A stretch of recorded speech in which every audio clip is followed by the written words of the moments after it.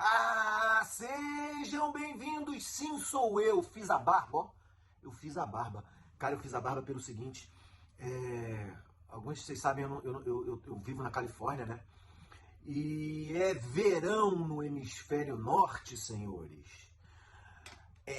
Eu vivo perto de Sacramento, que é a capital da Califórnia, e Sacramento tá umas 2 horas e meia do mar, para dentro do estado, né?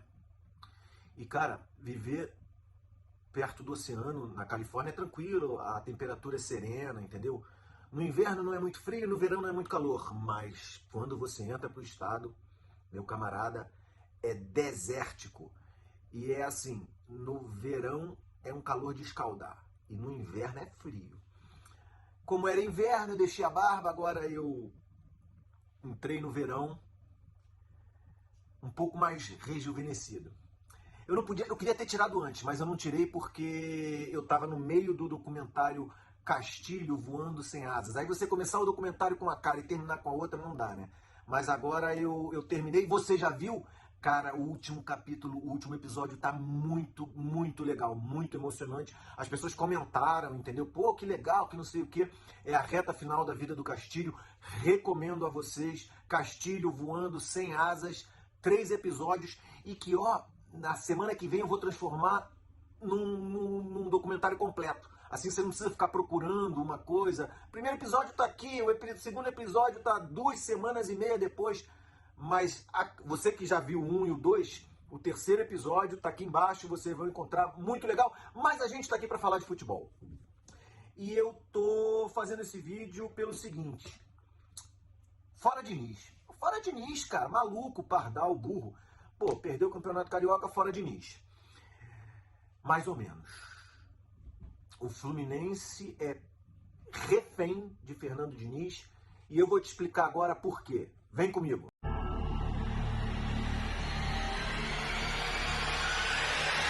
Vamos lá. Gestão de futebol.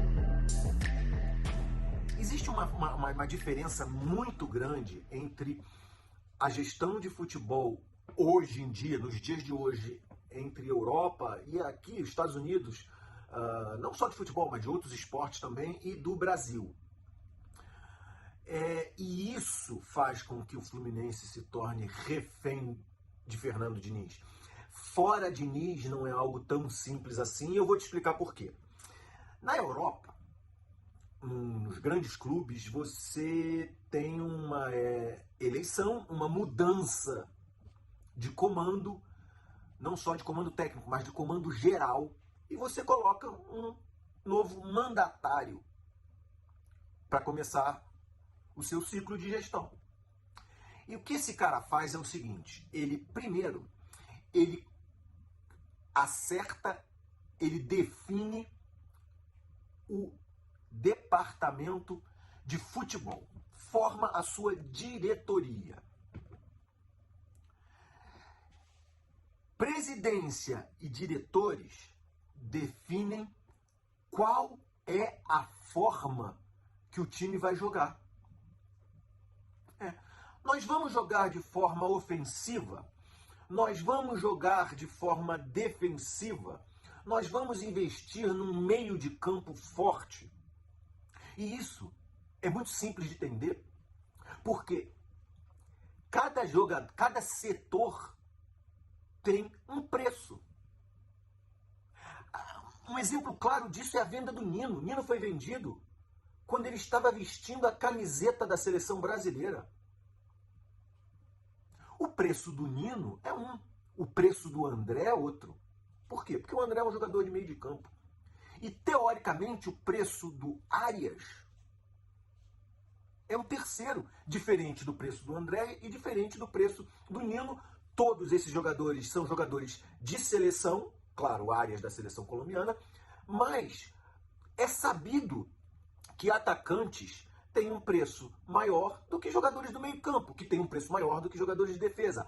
Ora, se o seu clube não é um clube rico, ele deve investir, é comum que ele invista em atletas de defesa. Por quê? Porque você consegue bons atletas de defesa por preços menores. Então, presidência e diretoria, que comandam o futebol, definem o seu padrão de jogo. Só depois disso você procura o seu técnico, com a ajuda do seu scout. O scout está presente em todos esses passos.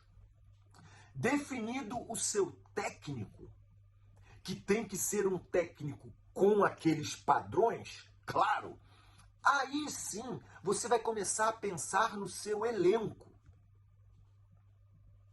Todos juntos. Presidência, diretoria, comissão técnica, scout decidem o elenco. Vamos ver como é que isso funciona no Brasil agora? Para a gente fazer um paralelo. O cara é eleito, começa uma nova gestão. Normalmente igual na Europa. Ele decide a diretoria, quem vai tomar conta do futebol. Feito isso, procura-se um técnico. Ah, mas não vai definir qual é o tipo de... Não, você procura um técnico. E aí, com o técnico, a gente vai ver aí o que acontece. Qual é o critério da procura do técnico? Porque, de antemão, não é que forma o seu time vai jogar. Então, qual é o critério? O critério da procura do técnico é o gosto. É quem está dando mole no mercado, quem está desempregado, quem não está com clube é esse fulano, beltrano e cicrano. Ah, eu gosto mais desse. E tem um outro detalhe que eu esqueci de dizer sobre a Europa, que não acontece no Brasil também. Quando você troca a sua gestão, 90% dos seus atletas estão vencendo o contrato. Vão haver renovações? Sim. São todas? Não. Você pode estar mudando a sua filosofia de futebol. Você está mudando a sua comissão técnica. Ou, se estiver tudo bem, você nem muda a sua comissão técnica. Você pode manter a sua comissão técnica. Mas há um planejamento. Coisa que não acontece no Brasil. Voltamos aqui para o Brasil. Definido o técnico, aquele cara que está dando sopa no mercado, a gente começa a ver elenco. E o elenco no Brasil é quase que 100% determinado pela comissão técnica. Ora, só tem um porém. Na gestão Europa e Estados Unidos, você não demite o seu treinador durante uma temporada. Ah, mas eu conheço um cara que foi demitido, tem técnico. Pode acontecer, sim. É algo muito fora da curva. E é simples de você entender por que na Europa isso não acontece. Se você determinou a sua filosofia de jogo, se você escolheu a comissão técnica e todos decidiram o elenco junto com o scout, a responsabilidade não é deste único profissional. Seria uma covardia você fazer isso. A responsabilidade ela é dividida entre todos. Vai demitir? Vai crucificar aquele cara? Coisa que não acontece no Brasil. No Brasil, se você não vai bem, você demite o seu treinador ao bel prazer. E aí você chama outro, gente. É simples, é mole, é melzinho na chupeta. Demite o cara e chama um outro treinador. Mas tem assim algum planejamento, alguma coisa? Não. Você tá tirando, é uma emergência. Você está tirando, você está limando a comissão técnica inteira, entrando com uma outra nova. Primeiro que você pode estar no meio de uma temporada, não tem janela para contratação. Segundo que você pode contar com o elenco que você já tem um elenco.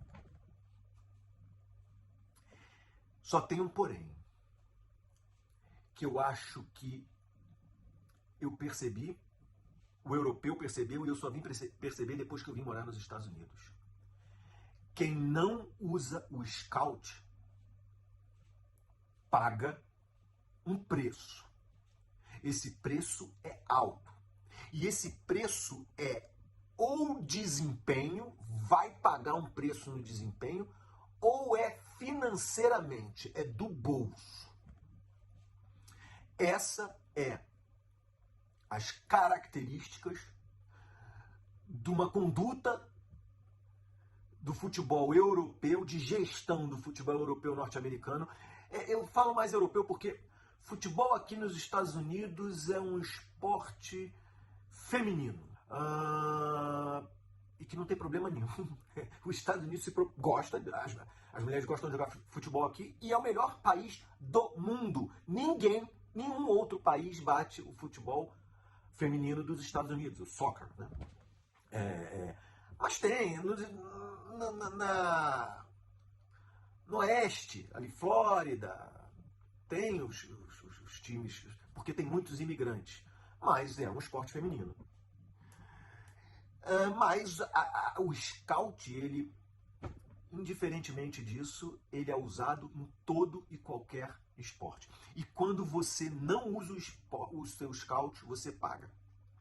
Algumas pessoas que me conhecem aqui já devem estar falando: ah, meu Deus, é o dojo do scout. O cara só fala em scout. O cara vive falando em scout. E a próxima coisa que ele vai falar é sobre um filme do Brad Pitt que fala sobre o scout. Nunca dá o nome do filme, então, pois bem, meus amigos, vamos lá. Por que eu falo tanto nesse filme do Brad Pitt? Porque, cara, ele mudou a minha vida em relação ao futebol e ao scout. O nome desse filme é Moneyball. E ele é sobre o Billy Beane. Billy Beane era um jogador de beisebol que ele virou manager, virou parte da diretoria de esportes do Oakland Athletics, ou Oakland A's de Athletics, que ele era, digamos assim, uma espécie de Botafogo do beisebol, entendeu? Tem uma torcida grande, tem até hoje em dia uma torcida grande, mas não ganhava muito, cara. E esse cara, e aqui um parêntese, eu adoro filme, eu gosto muito de filme, mas eu sou jornalista.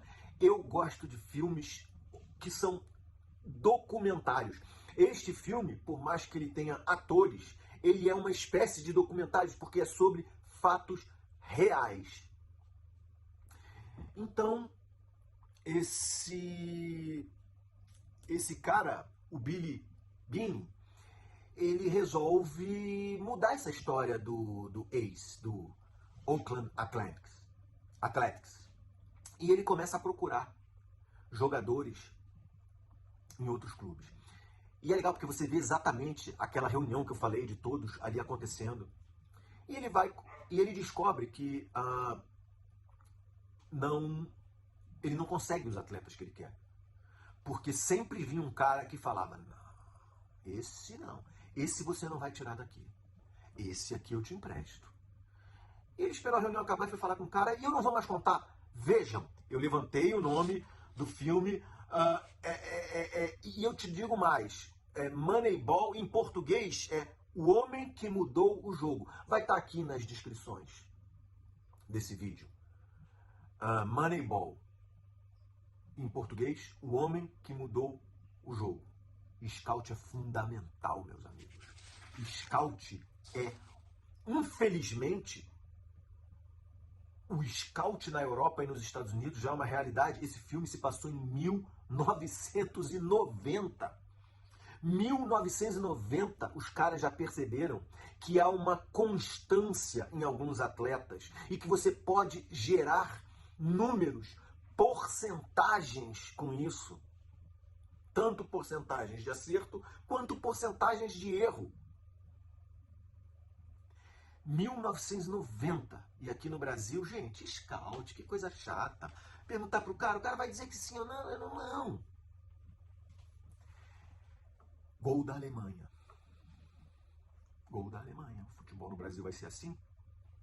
Ok. Então, o teu futebol vai ser assim. A gente comemora Campeonato Brasileiro, a gente comemora Copa do Brasil, a gente vence uma Libertadores. Não mais do que isso. Não mais do que isso.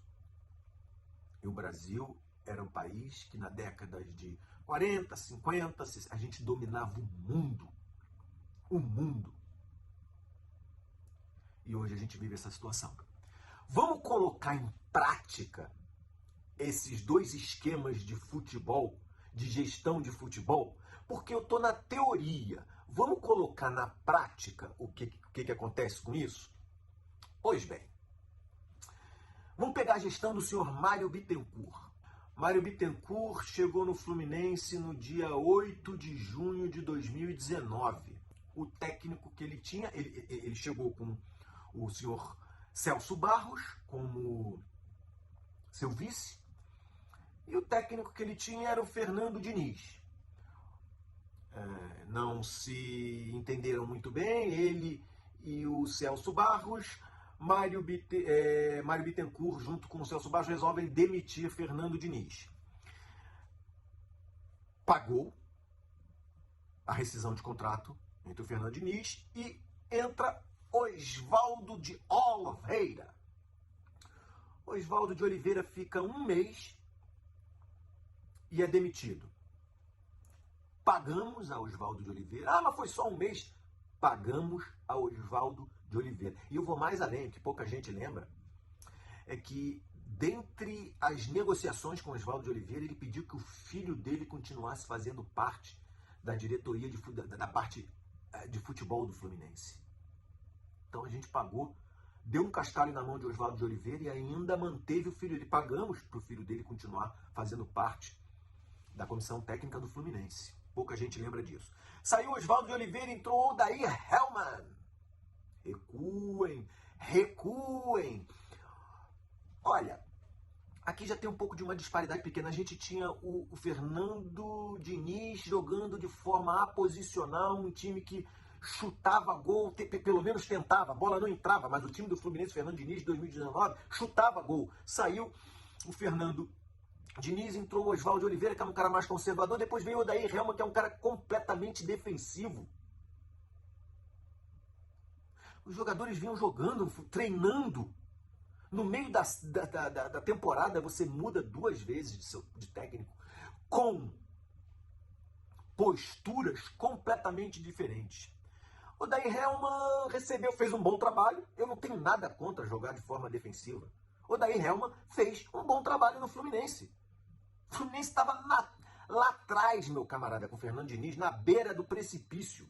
Marcão tirou ele. Eu não vou contar o Marcão, porque o Marcão é comissão técnica. Ele não entra. O Marcão dá continuidade a um trabalho, ele não inova um trabalho.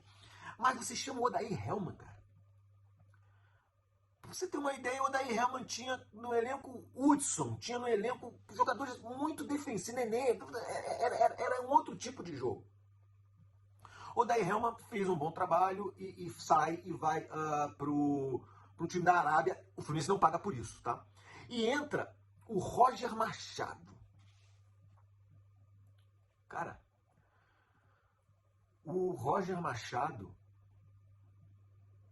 pega um elenco que não tinha a característica do que ele gostaria de empregar.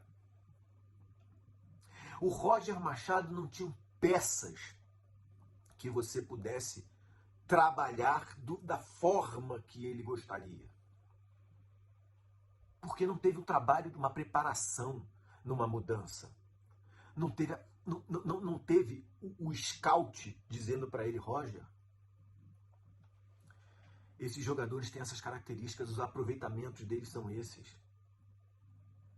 E aí o que a gente vê é o Roger Machado na beira do campo gritando, Luiz, Luiz, volta, volta.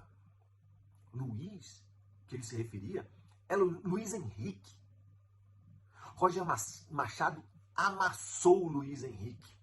Porque no time do Roger Machado, o Luiz Henrique, que é um pontinha ofensivo, volta para marcar. E o Luiz Henrique tinha que jogar no meio de campo. E o Luiz Henrique tinha que ir à linha de fundo cruzar. É óbvio que o Luiz Henrique saía exaurido do campo. E é óbvio que o Roger Machado fazia isso porque ele não tinha peças, não foi um elenco pensado.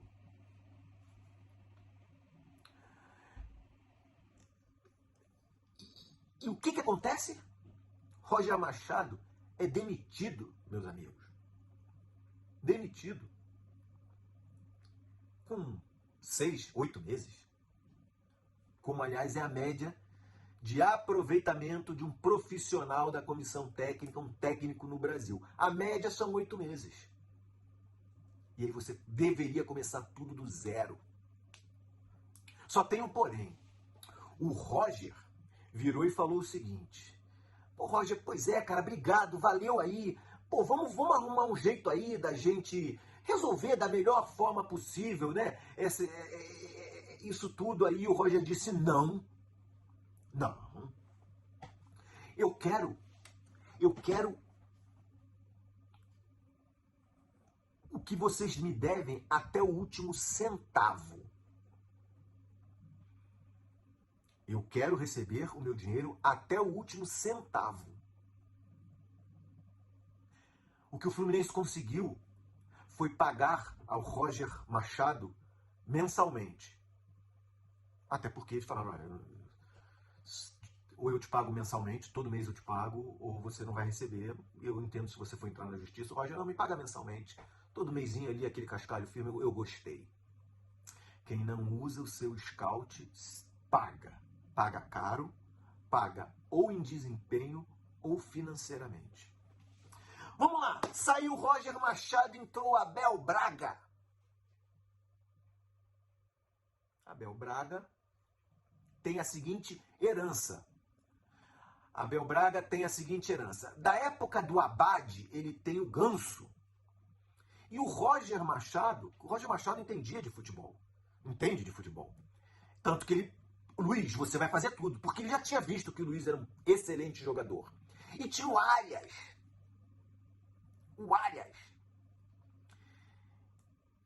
E o Abel pega aquele balaio de gato de vários atletas, né? Porque ele não fez uma programação de jogadores que ele quer.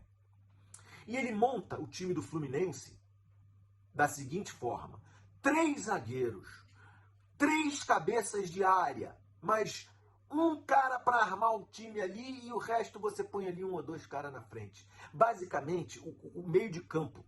O Abel Braga trabalhava com 3 zagueiros, 5 caras no meio de campo e 2 na frente. Por quê? Porque ele era um cara que jogava defensivamente. E é ok você ter um técnico defensivo.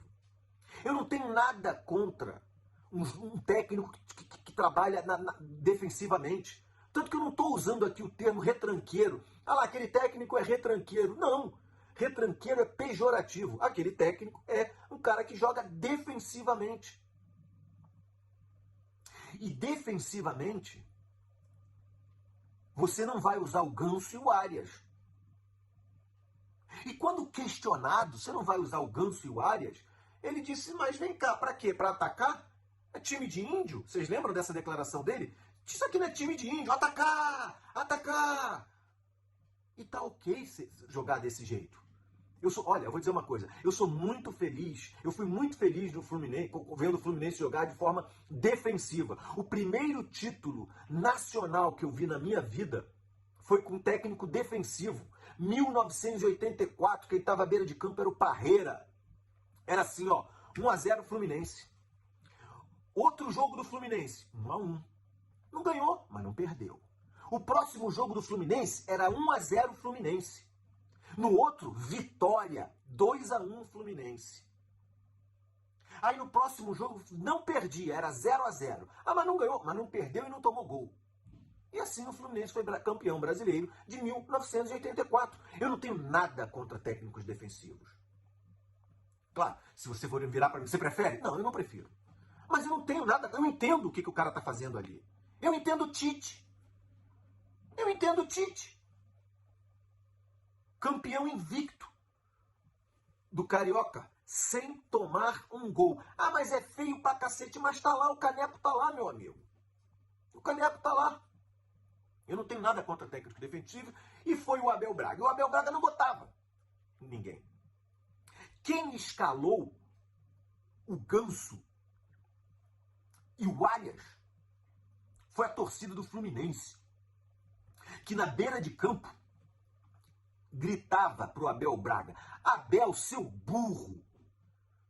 Abel, você é burro! Cara campeão do mundo, sendo sucessivamente, sai jogo, entra, burro, burro, você é burro, seu pardal. E aí, no primeiro jogo da final, foi o primeiro jogo com o time principal que o Ganso entra como titular. E ficou claro depois nas entrevistas que ele falou que ele colocou aquilo porque ele não aguentava mais ser chamado de burro.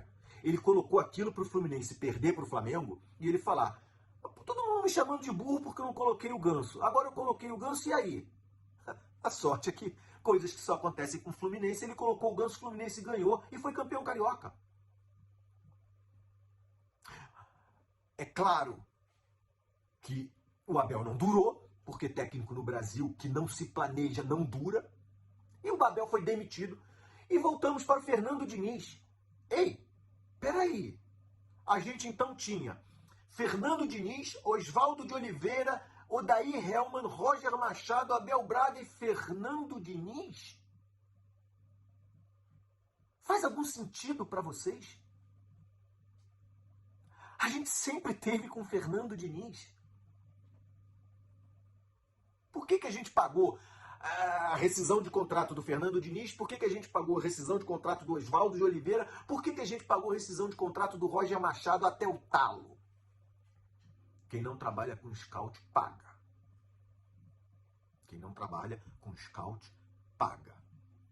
Paga ou em desempenho ou financeiramente. Vamos lá. Essa gestão do Mário Bittencourt, eu estou explicando tudo isso para chegar na seguinte conclusão. Fora Diniz, é muito complicado. Na thumbnail desse programa, na capinha desse programa, eu disse que o Fluminense é refém do Fernando Diniz. E agora eu vou te explicar por quê. Mário Bittencourt chega no Fluminense e, teoricamente, ele tem um diretor de futebol, um vice-presidente de futebol e a sua direção. Esse vice-presidente de futebol era o Celso Barros, e aí depois ele monta da seguinte forma: ele demite o Celso Barros e ele fica à frente do futebol. Ora, ele é presidente e ele é vice-presidente de futebol. Só tem um porém. Como você deveria fazer esse processo com todos os diretores e comissão técnica, vamos dizer que o scout vire e fale assim: temos um embate aqui. O Fernando Diniz quer porque quer o Renato Augusto, só que o Renato Augusto não tem um desempenho bom. Então eu estou procurando alguém para que isso seja desempatado. Há uma divergência. Comissão técnica, scout, diretoria e presidência. A diretoria é o presidente que dá carta branca para a comissão técnica. Renato Augusto, gente. Renato Augusto. O Fluminense é refém do Fernando Diniz. O Fluminense é refém do Fernando Diniz. Quando você não usa o seu scout, a maior contratação da primeira parte da gestão Mário Bittencourt é o Cris Silva. O Cris Silva custou 9 milhões de reais.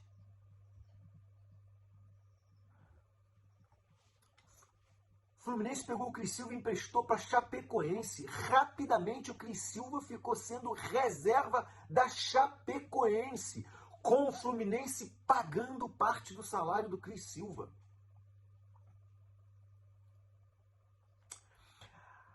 terminada a primeira gestão, entra o Mário Bittencourt na segunda gestão dele.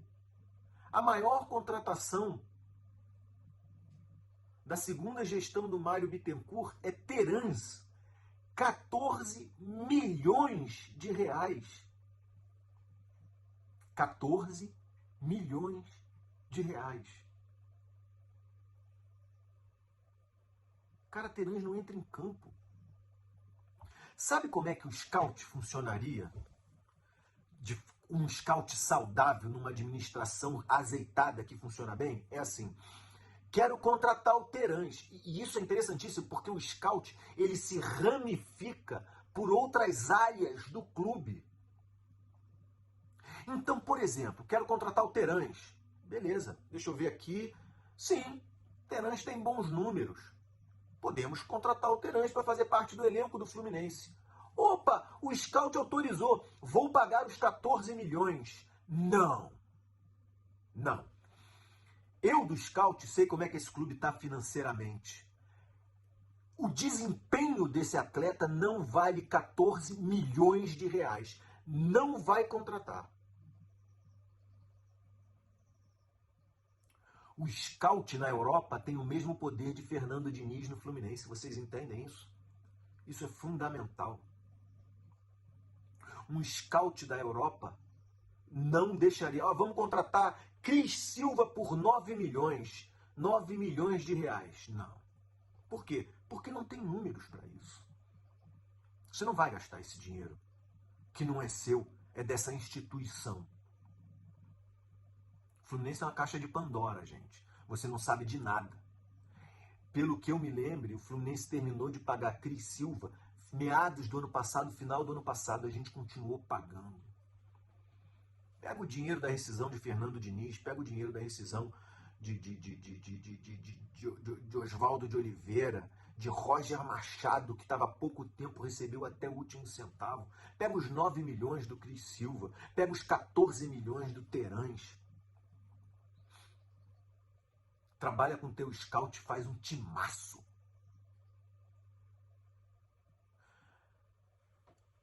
Sabe por que o Fluminense é refém do Fernando Diniz? Porque demite o Fernando Diniz. Demite o Fernando Diniz e traz alguém aí. Eu pergunto para os meus interlocutores, vamos demitir o Fernando Diniz? Eu digo que sim, vamos. Vamos demitir o Fernando Diniz. Vamos trazer quem? Isso aí tanto faz, meu camarada. Fique se prendendo a detalhes. Traz qualquer um. Traz um cara aí. Traz quem tiver ali. Bota o Marcão, espera aparecer alguém. Bota o Marcão, espera aparecer alguém no mercado. É o que eu escuto. Gol da Alemanha. O Brasil tem 4 técnicos com mais de 2 anos. Abel Braga, Vojvoda, Fernando Diniz e o menino do Criciúma. Todos os 4 colheram frutos. Abel Braga, eu não preciso falar. Vojvoda, sempre nas cabeças. Fernando Diniz, campeão da Libertadores, da Recopa e campeão carioca. Aí o menino do Criciúma, que fruto ele colheu? Primeira divisão com o Criciúma. Colocou o Criciúma para a primeira divisão. Mas no Brasil há a cultura do descarte do ser humano. O Fluminense é refém do Fernando Diniz porque a gente traz um outro técnico e esse cara vai olhar e vai falar assim, peraí, a média de idade desse elenco é 28,3 anos. Tá velho? Posso contar com Michel Araújo, que tem 26 anos? Não pode. Michel Araújo, o scout do Fluminense, deixou ele ser liberado para o São Paulo. Michel Araújo saiu do Fluminense com 3 assistências e 2 gols. Mas não serve, gente. 24 anos, 25 anos. Posso rejuvenescer esse time com Caio Paulista? Não pode. Caio Paulista teve uma briga entre São Paulo e Palmeiras para contratar o Caio Paulista. Você não vai trabalhar com o Caio Paulista mais. Então tá bom. Então vamos pedir para o Curitiba a revelação do campeonato carioca? Não. Tem um contrato com o Curitiba. Você tira o Iago Ferreira, do Nova Iguaçu. Você empresta o Iago Ferreira até meados do ano e vira para o Nova Iguaçu e fala assim, devolve aí, amigão, tô precisando. Com o Curitiba você não tira. E o scout do Fluminense deixou o Iago Ferreira, com os números do Iago Ferreira, ir embora. Moneyball, meus amigos. Porque no Brasil todo mundo acha que scout é para contratar. Vamos contratar? Vamos contratar? Vê o que o scout diz. O scout, para não se transformar em refém de um técnico, para o clube, para a instituição não se transformar em refém de um técnico, o scout, ele não deixa você mandar embora. Então é assim, Fernando Diniz vira, ó, esse Iago não serve. O Iago não serve para mim, para o meu método de jogo. Manda ele embora. Não vou mandar ele embora. Ah, não tem problema, então eu não vou usar. Tudo bem, cara, não usa, sabe por quê? Porque em 8 meses eu vou te demitir. E eu não vou ficar com o elenco envelhecido. Scout é fundamental. Fundamental. Quando você não usa o teu scout, você paga. Ou em desempenho ou financeiramente. Tá aí, um elenco de quase 29 anos de média, 28,3 anos de média. Vai botar para que técnico jogar? Vai sair contratando? Vai trazer o Barroca? Vai trazer o Anderson Moreira, que o Mário Bittencourt adora? Vai trazer quem? Para trabalhar com esse elenco velho. É só o Fernando Diniz que pode mudar isso. Se eu sou a favor da demissão do Fernando Diniz, sou. Fora Diniz, perdeu o Campeonato Carioca, fora Diniz. No final do ano, quando a gente poder mandar embora Felipe Melo, o outro menino lá também, o Renato Augusto, ver se a gente empresta, faz como a gente fez com o William Bigode, porque o Fluminense trouxe o William Bigode, né? Emprestou e ficou pagando o salário dele. Fora Diniz, no final do ano, de uma forma pensada. Vamos mudar o elenco para o próximo técnico? Coisa que você não faz, você não vê no Brasil. Quem faz isso, talvez, seja o Abel Ferreira, em silêncio no Palmeiras. E talvez o Vojvoda. O Fluminense é refém do Fernando Diniz. Por isso que eu prefiro torcer para que o Fernando Diniz conserte isso. Bom, como você viu na chamada do meu vídeo, eu também falei sobre esse prejuízo que o Fluminense teve nesses 3 primeiros jogos da Libertadores. Pois é, o Fluminense com uma vitória e 2 empates perdeu 3.200.000 reais. Por quê?